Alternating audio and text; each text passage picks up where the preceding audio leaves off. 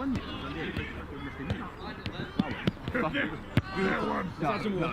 tried, man. I'm not messy. Oh, Caden's alive. Oh, I've got that. Oh.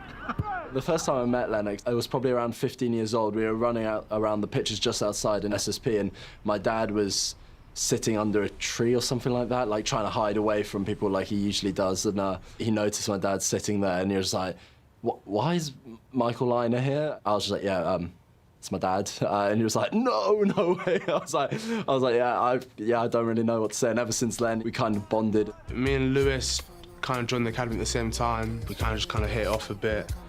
We're always with each other in regards to training and stuff. We share a very similar view to how we want to play rugby, our aspirations. We want to be the best possible players in our positions. I spend a lot of time with Lewis, just whether it's doing extras or in the gym or just general conversations and stuff like that. Cause I got my mind on money and money on my mind. Putting my trust in you like I wasted time. To have someone like Lennox in our journey in professional rugby, I think is something really important. Someone you can bond with, playing your favourite sport alongside. It's the whole point of playing rugby is making friendship for life, and I think that's what me and Len have.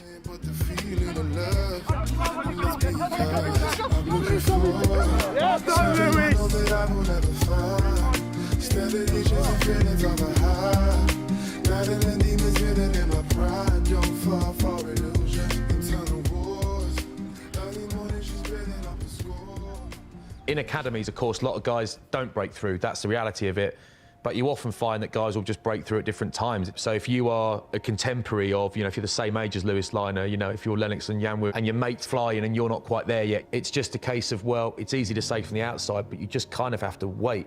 But there must be no patience, there must be no stillness, it must be ferocious work, and it must mean that you're pressurising coaches in training sessions, you're doing your best to outperform the guys who are being picked every week, but then somebody, at some stage, will twist their ankle, and you might get the shot, and that could be your one shot, that could feel like your Olympic final. So when you get the shot, it's your chance to deliver, and you've got to be ready. Now, we want to catch up. Yeah. Today, I've got those one-on-ones we've got like 6 players coming in, so I don't know if we're going to get it in. What time's your latest one-on-one? 2:30. That's your latest one? Where do you live? 2:30, London. Back home with my parents. Oh, so you want to head back straight away, don't you? I'm not in a rush at all. No, we'll just catch up on Monday, and we'll do it around lunchtime, because lunchtime's normally pretty good, eh? Yeah, easy. After training, normally something pops up. Yeah, and then you got to head coach it. Yeah, I see. No worries. I live in North London with my mum and my brother. It was quite an interesting decision, but I said rugby's quite the bubble, and I wanted to spend as much time away from the bubble as I can without kind of putting detriment towards my career. When you're truly stuck in the bubble, it starts to become toxic, essentially. So, like, you can't switch off. You'll come back home, you're thinking about what happened today in training, you're thinking about what that coach said or what that player said.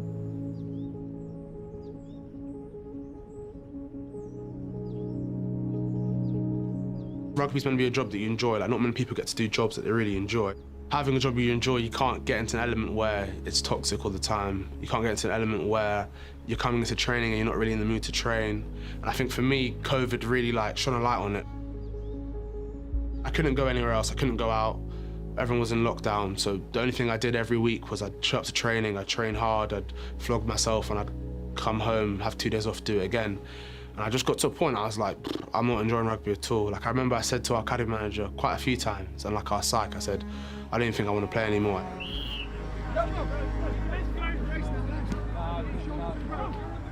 I said, my mental health isn't worth what I'm feeling every single day when I come into training. And I know that was a rare scenario because COVID isn't the norm at all, but not being able to switch off properly and always being in the bubble was detrimental to my mental health. And I felt I had to do what I could to get away from that. And that was living at home, having my mum, having all my home friends. It's so easy to spend all your time with your rugby friends because you're always with them, and you come out of training, you live near them. So I made it quite a big thing that I'm living at home, I can go see all my friends from home, I can spend time with them, they can kind of bring me back, give me perspective. Struggling's a norm for most human life. Like, I think it's very rare you'll find someone who's had a life that's been perfect. Everyone has some sort of struggling. My mum, for me, has gone through a lot of things and sacrificed a lot for me. I went to boarding school, I lived with my aunts. My mum moved away for the sacrifice she made. But yeah, my mum's done a lot for me. Yeah. From silence comes distance, add calls with persistence, so what a fool.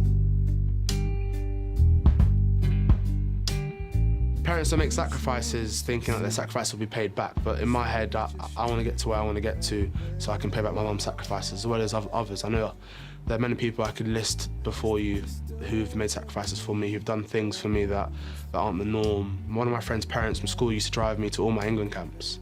So he used to take me from Christ Hospital in Sussex to Newcastle to Birmingham to Bristol, wherever it was, he'd take me there. Paying back a sacrifice to me would look like me using all my opportunities to be the best version of myself, be the best player I can be, to achieve all the things I can achieve. And that's when I feel like I've paid back those sacrifices, essentially.